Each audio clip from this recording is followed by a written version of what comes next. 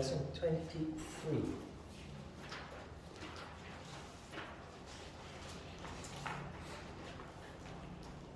We read from the Hatha Yoga Pradipika, chapter 1, Sutra 1.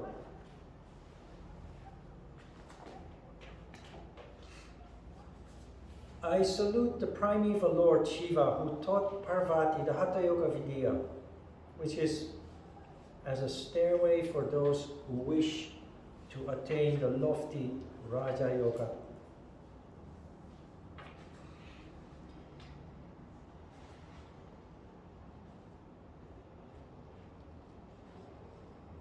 Very interesting, and something that you see in most ancient scriptures, is that the author doesn't put the attention on themselves. They do not ask for credit for writing the book. Instead, he dedicates it to a divine entity, to God. Not only that, in contrast with modern times, where authors want to be credited with their work, they want to make money of it. Svatmarama wrote this book for anyone who wants to learn yoga. Anyone who wants to attain the lofty Raja Yoga, which means, we know, people who wish to develop intellectually and eventually wish to function manifesting their royal characteristics, their higher characteristics. Cultivate higher characteristics. Civilize themselves and the people around them. Also very interesting, it's not in the sutra but in the interpretation below, is the fact that in this sutra you see the story of the coming into existence of mankind. It's a story that you find in all cultures and in all holy books. In Korea you have Kangun. In yoga it is Matsya. Matsya was a fish who overheard the teachings from Lord Shiva to his wife Parvati on a beach. He was teaching his wife yoga on the beach. The fish, Matsya, came to the surface and overheard those lessons, which were so formidable that Matsya became the first human being. Don't forget that Shiva and Parvati were not human beings. They are divine, they're gods doing yoga on the beach. And Matsya was a fish overhearing these teachings, allowed him to evolve into humankind. Which is very interesting because it shows that ancient people, without the modern technology that we have, had insight in the fact that life originated from the sea. And that millions of years ago, life from the sea evolved and animals living in the sea slowly but certainly started to evolve into land animals.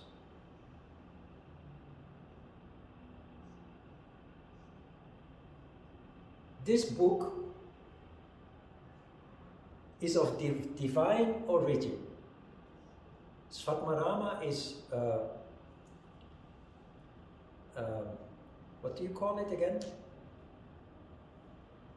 A conduit,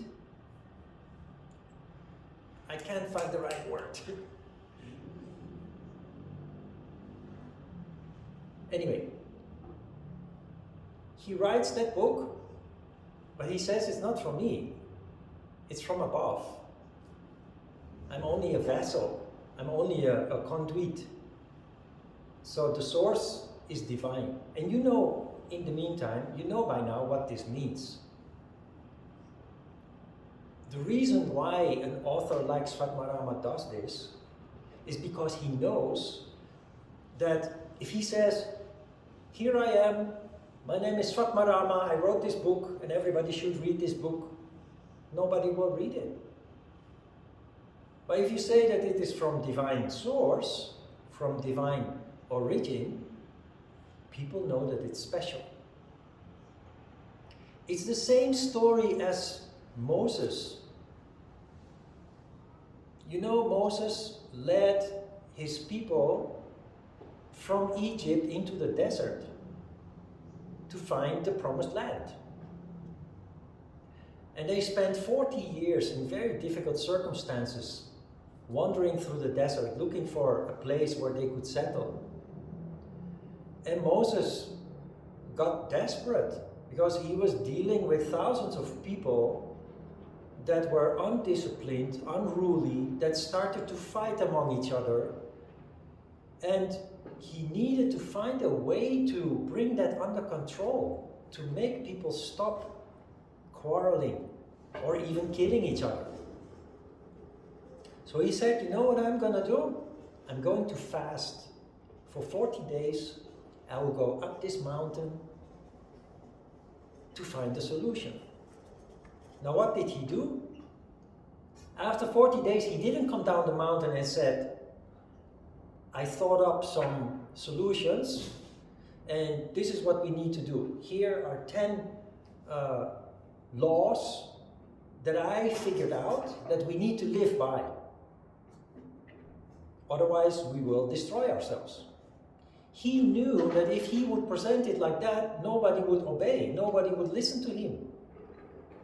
And they would just continue to quarrel with one another. So he came down the mountain and he said, I had a vision. And in that vision, I communicated with God. And God gave me these 10 commandments. Not mine, it's from God. It's from divine origin.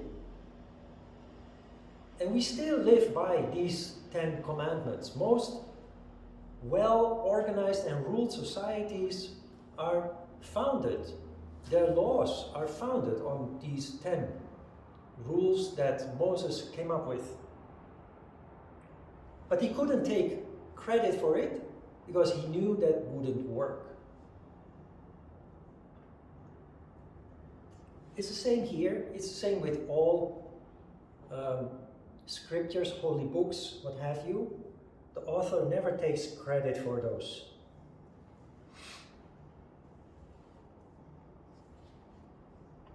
Interesting also, and it will be repeated several times, is that Hatha Yoga is only a means to reach Raja Yoga. It's a stairway to heaven. It's a stairway to the crown chakra. Raja Yoga is not a practice that you can say, come join my Raja Yoga class. Not in that sense per se. Because Raja Yoga is actually a condition in which the practitioner and student is functioning in the crown chakra.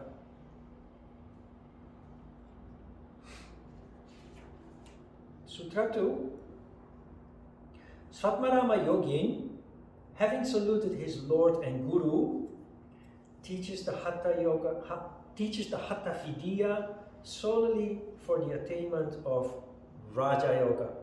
Here you have it again.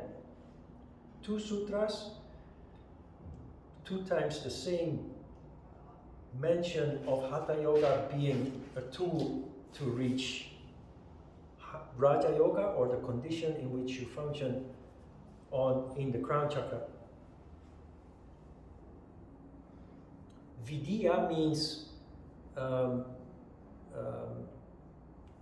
treatise, a treatise or vidya. Avidya is ignorance. So vidya is the opposite of ignorance. It's knowledge. The knowledge of Hatha Yoga is contained in this book, Hatha Vidya. Sutra 3. To those who wander in the darkness of conflicting doctrines, being ignorant of Raja Yoga, the most compassionate Svatmarama Yogin offers the light of Hatha Vidya. Who is wandering in the darkness of conflicting doctrines? Ignorant of insight, wisdom, intuition. It is the majority of mankind. Even people with a degree, or 2 or 3 degrees, they may have a lot of theoretical knowledge, but that doesn't mean that they are wise or insightful. People seem to conflate the two. While I have experienced talking with homeless people who had no education or barely any education to speak of, and yet it led to very intriguing conversations where you felt that they had a very deep insight and wisdom. And also, hearing people talk nonsense. For example, when interviewed on TV or questioned about certain issues. And in spite of the fact that they are highly educated, there is no common sense in the things that they claim or say. So you see that wisdom and education are not necessarily connected with one another. On the contrary.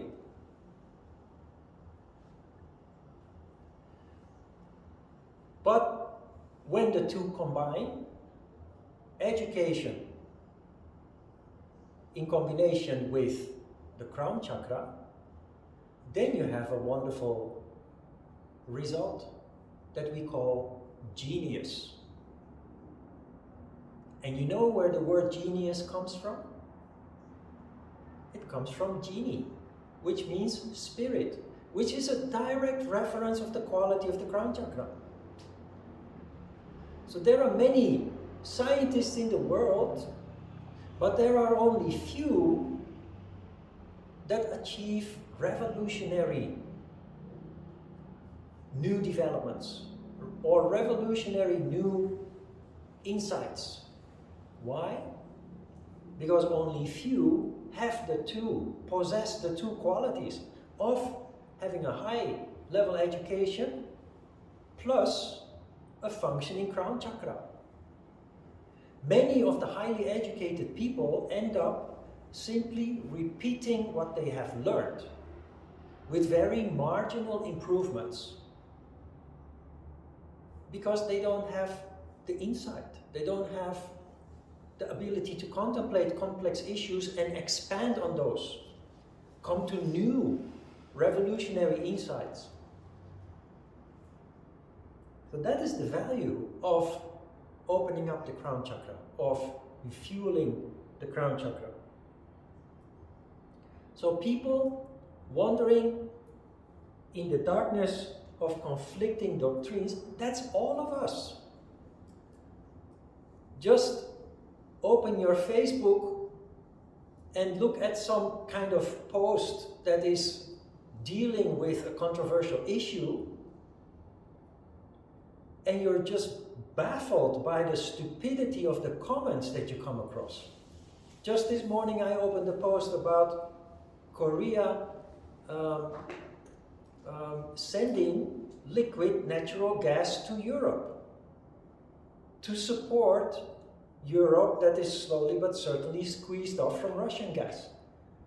And the comments Many of the comments, whether they are trolls or not, some of them are trolls, you usually can feel that, but there are also people who just seriously think that Russia is the good guy and the people trying to help Ukraine are the bad guy, are in fact the cause of it all.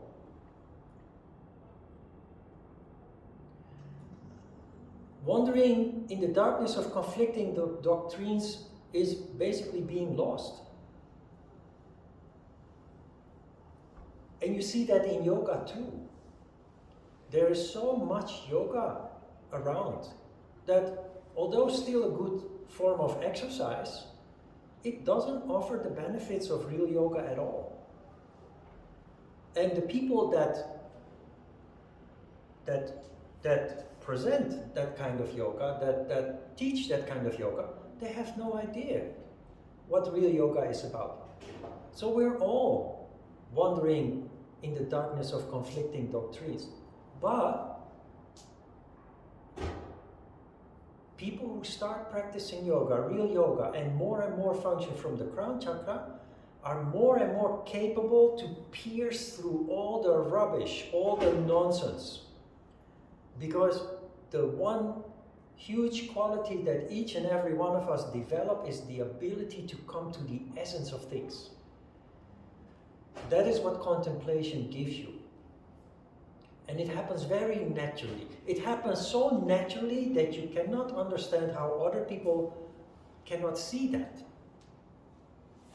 And it happens so naturally and gradually that you forget that you were once just as ignorant as those people that you now feel are full of nonsense. It's a very slow and gradual development, and therefore considered one of the diseases of the disciple. We will come to that towards the end of the course, because Patanjali has something to say about that.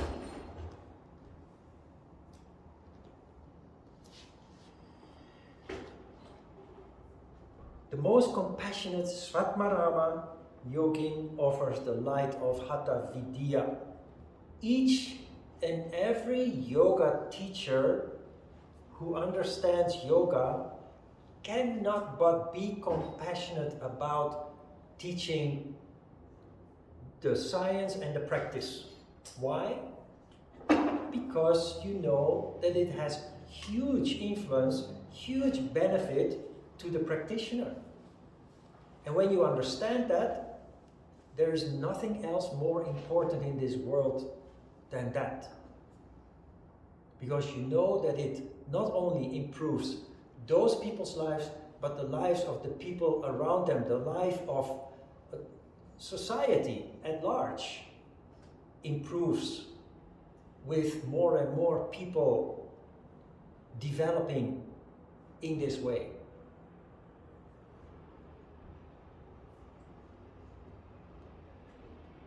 Sutra 4, Machendra, Goraksha, and others knew well the Hatha Vidya.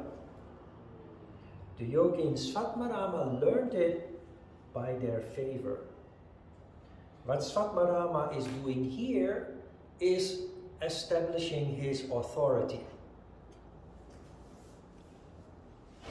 Yogis establish their authority by... You have those traditional yogis that still do this by ingesting an amount of poison without dying from it, or lying on a bed of nails, or walking through glass or burning coal.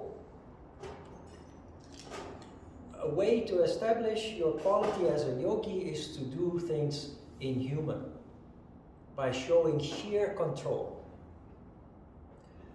But another way, and a more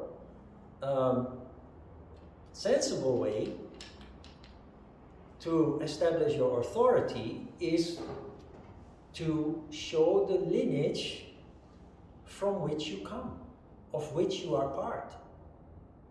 And he started with Machendra, which is the first human being, who learned from divine source the Hatha Vidya.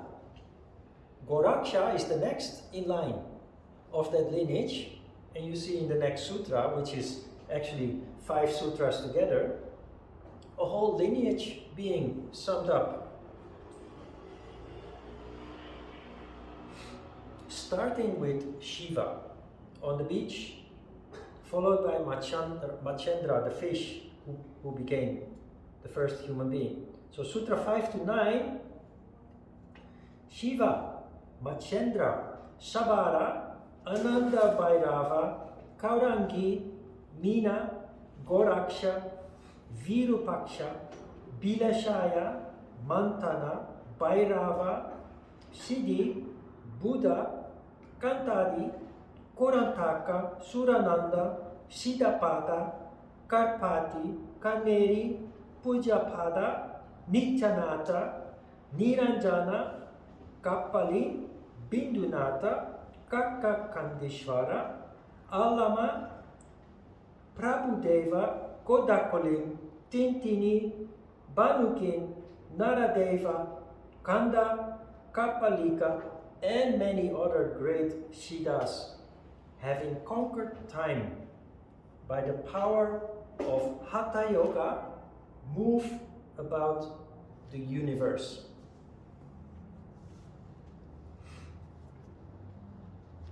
What is that supposed to mean?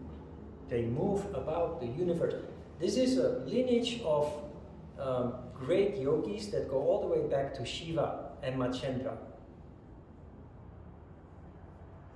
You see Buddha mentioned there, Siddha and Siddhapada, and they move about the universe. What's that supposed to mean? Like Star Wars or something?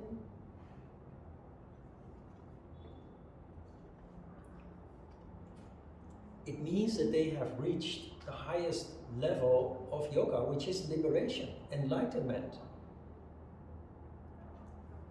Mankind is doomed to live through 1,000,000 lives of suffering before we finally see the light, literally and figuratively.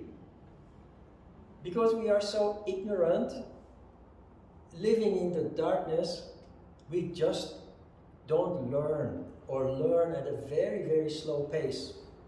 And we keep making the same mistakes again and again. And we blame outside factors for that. Yoga is a path that leads to light, that leads to insight. And the practical implication of that is we stop repeating the same mistakes again and again. So we start to evolve much faster than other people who are not on that path. You grow and develop and evolve much faster. Within this one lifetime, the lifetime that you start practicing yoga, you make a huge jump forward. And we say that you burn karma along the way through your increasing insight. We addressed this before. We talked about karma of the past, but also karma further down the road. That for normal people just comes their way, but for us can be avoided.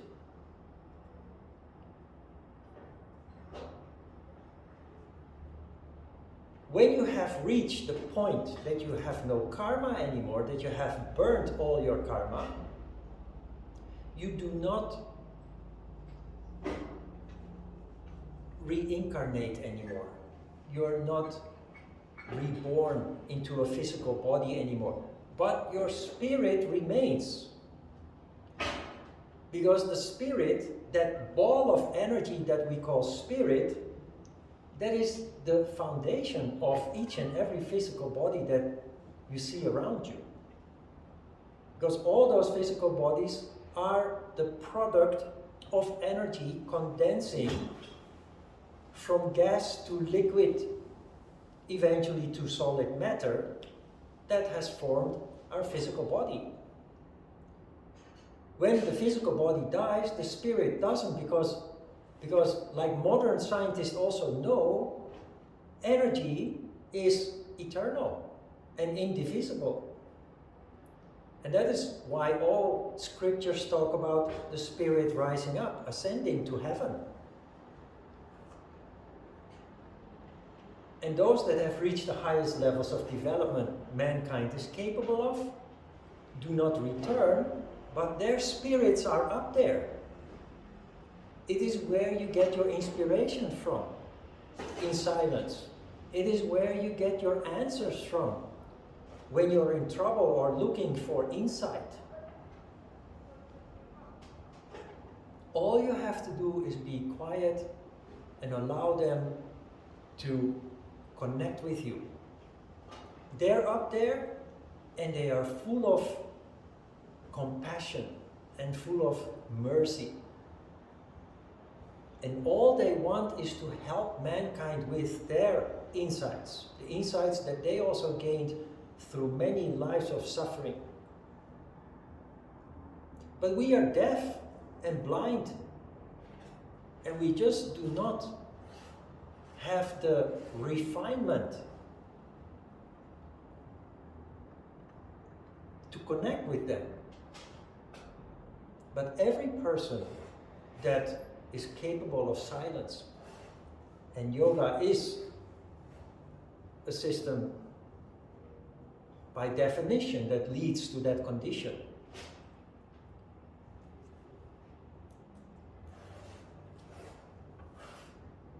You develop insights that you can of course claim yourself credit for, but you develop insights that you cannot get from any book, that you cannot get from any other person. You develop insights through sheer contemplation that allows you to connect dots, that allows you to see complex pictures that otherwise are invisible, complex patterns that are otherwise invisible. According to yoga, it's the spirits that are up there moving about the universe that support us in that way. And they are there, they're waiting until the day that we open our eyes. Until then, they're sad for us being so blind and so deaf and so ignorant. But since they have lots of patience, they have more patience than we have, they're just waiting there for the day that we open our crown chakra, for we open our eyes and start listening.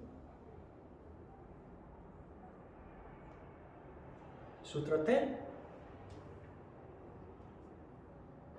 The Hatha Yoga is a sheltering monastery for those scorched by all the three types of pain.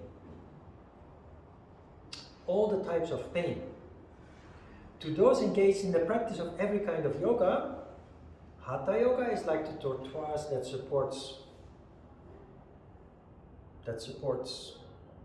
the world, that supports all other types of yoga. Hatha Yoga is the foundation of everything. In the past, it was the start of education. Whatever you do after that is based on the foundation you have laid with the practice and study of Hatha Yoga. It's a sheltering monastery for all types of pain. Not three,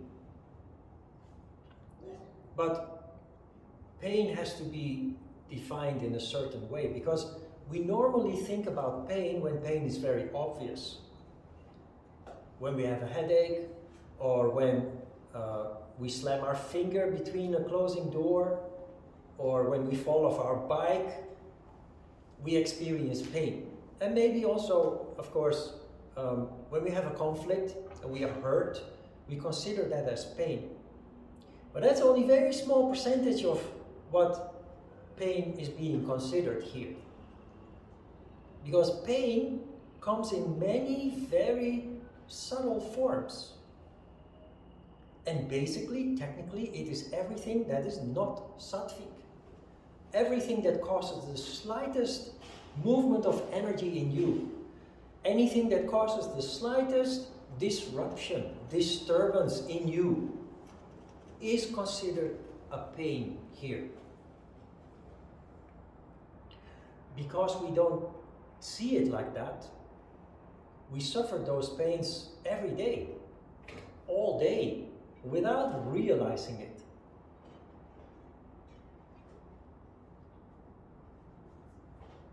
What we need to understand and how we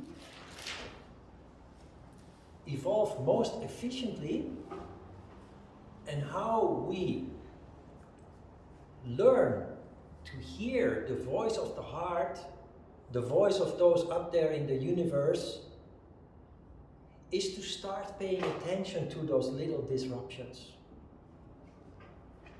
When you're talking with somebody and you feel some resistance, even slight,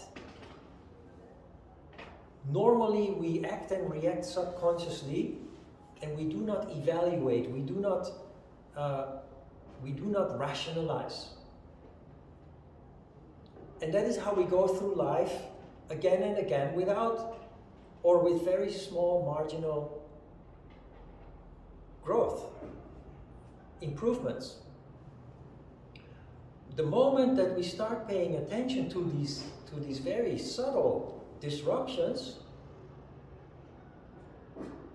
we start to learn about ourselves. We start to learn about what connects with us, what resonates with us, and what doesn't. Because in the condition that we are in the blunted functioning of our senses causes us to be engaged in many things that do not resonate with us.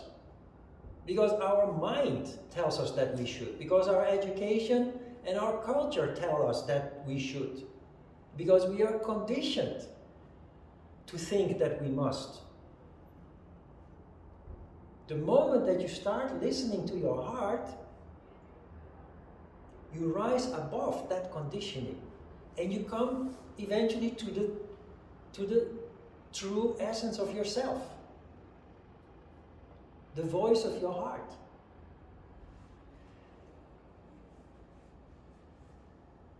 So maybe I make it sound very complicated, but try from now on to take a moment just to stand still whenever you're confronted with a situation.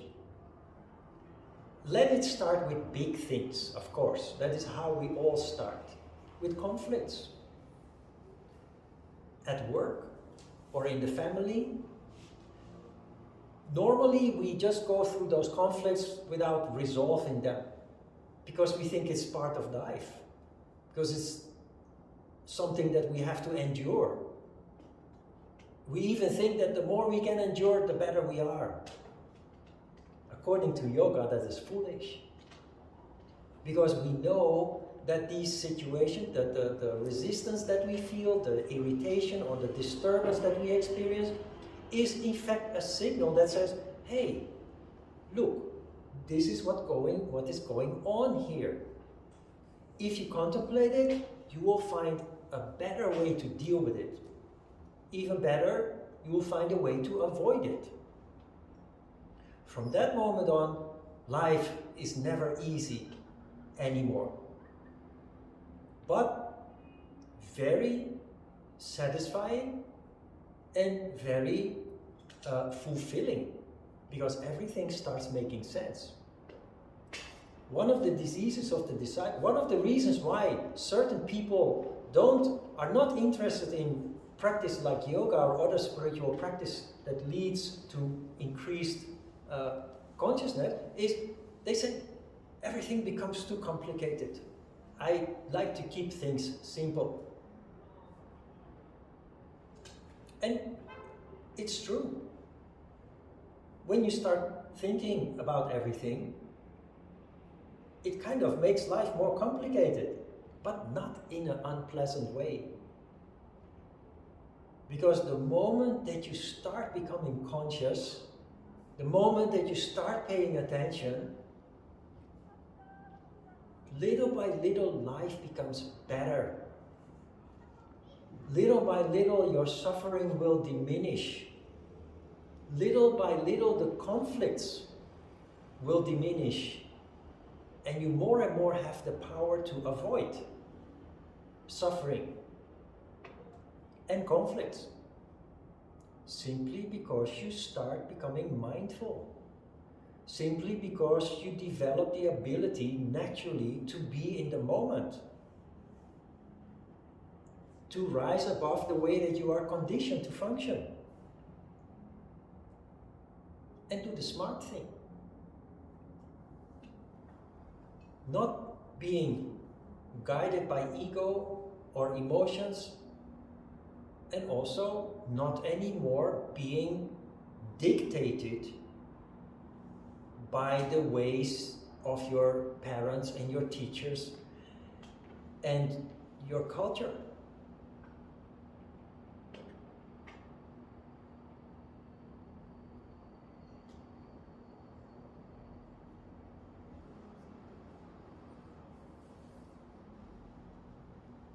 Questions?